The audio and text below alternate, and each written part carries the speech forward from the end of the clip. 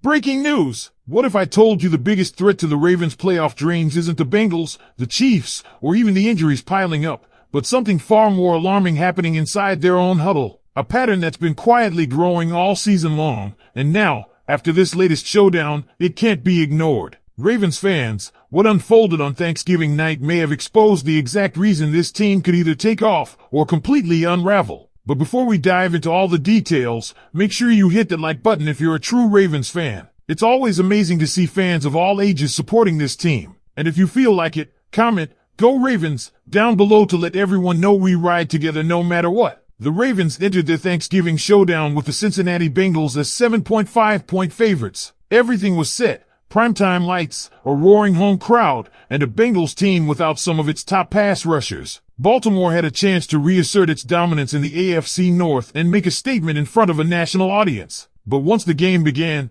glaring weaknesses emerged, ones that Ravens fans and analysts have been trying to ignore, but now can't afford to. Let's start with the elephant in the room, third down inefficiency. Over the past 3 games leading into this one, the Ravens were converting just 33.33% on third down, ranking 26th in the NFL. But the Week 12 performance against the Jets hit a new low, a staggering 18.8% third down conversion rate, second worst in the entire league. That's right. The Ravens couldn't convert even 20% of their third downs against the Jets team missing key defensive starters like Quinnen Williams and Sauce Gardner. That wasn't the 85 Bears out there. And yet, Baltimore sputtered. What's worse is that the Ravens weren't facing long third downs. These were manageable situations, 3rd and 1, 3rd and 3, and they were failing. On their first 2 drives against New York, Baltimore faced 3 third downs, all 3 yards or less, and failed on every single one. That's a brutal stat for an offense that is supposed to be elite. They even had to go for it on 4th down early just to stay on the field. That lack of execution is what's killing drives, stalling momentum,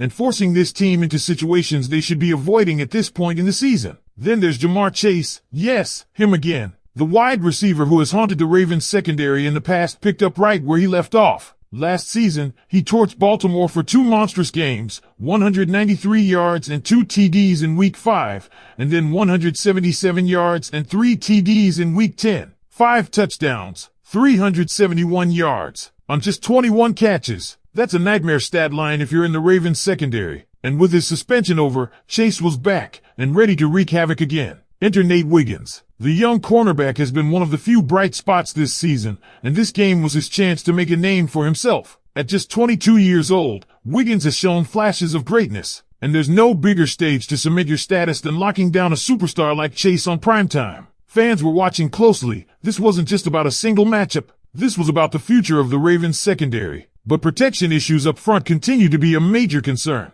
Lamar Jackson has been under duress more than any other time in his career. His pressure rate sits at 37.9%, his highest since his rookie year. The no-blitz pressure rate allowed by this offensive line? A shocking 41.6%, dead last in the NFL. That means even when opponents aren't blitzing, Jackson is still under fire. The Bengals came into this game with the second fewest sacks in the league, just 15 total, and without Trey Hendrickson. If there was ever a time for the Ravens O-line to step up, it was now. And yet, Jackson, already dealing with a laundry list of injuries, hamstring in Week 4, knee in Week 11, ankle in Week 12, continued to take hits. You could see it in the way he moved. This isn't the same explosive, invincible Lamar we saw in 2019. This is a bruised warrior trying to survive a season while dragging his team toward the playoffs. The protection needs to be better. Plain and simple. Then there's Joe Burrow. Back for the first time since Week 2, Burrow wasn't supposed to play in this one. When he went down early in the season,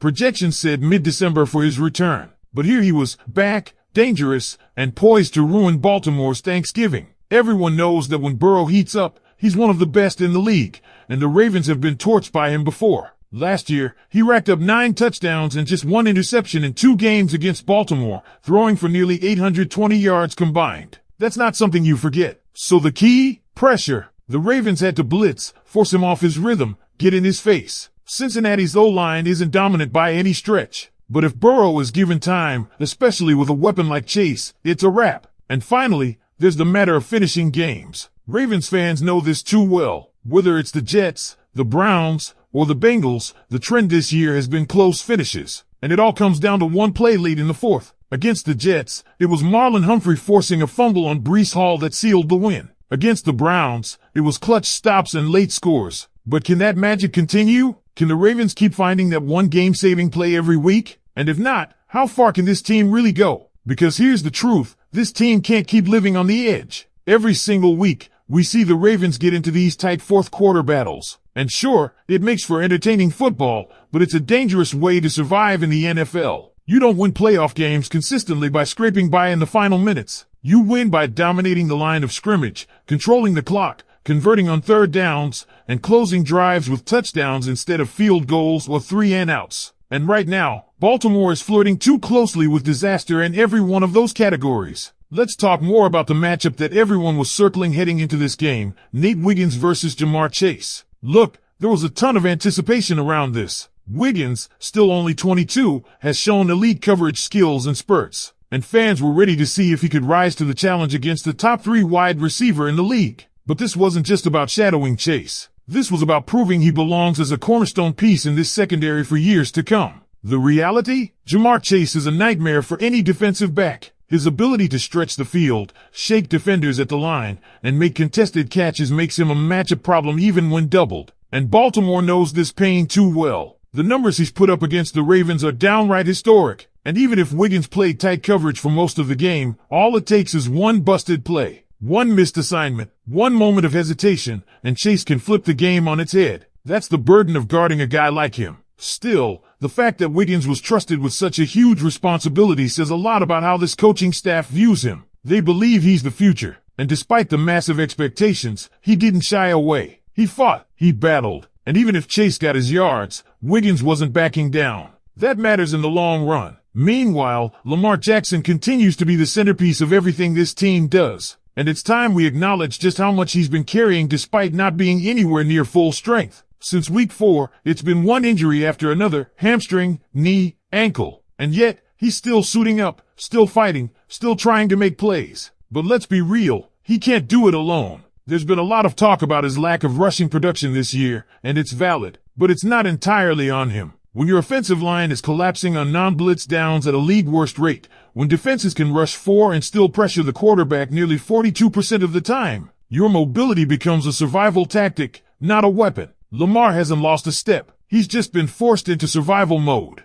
And what makes that even more frustrating is that Cincinnati's pass rush is bottom tier. Only 15 sacks this season, one of the worst in the league. Without Hendrickson, they're even thinner. If there was ever a chance for Baltimore to dominate in the trenches, it was in this game. And if they still couldn't protect Lamar, then there's a much deeper issue brewing. That brings us to one of the most underappreciated parts of this team, the defense's ability to make plays in big moments. Say what you want about how close these games have been, but the defense keeps stepping up when it matters. Marlon Humphrey's strip against the Jets was textbook. The ability to hold off Cleveland's offense late in the fourth quarter was clutch. But how long can you count on defensive miracles before the wheels come off? You can't keep banking on one big play to save the day. Eventually, you're going to run into a team that makes their play late, and suddenly, you're the one left watching the clock wind down on a loss. This isn't sustainable. The Ravens have talent. They have leadership. But they have to stop playing reactionary football and start dictating games from the jump. That's what made this Bengals matchup so important.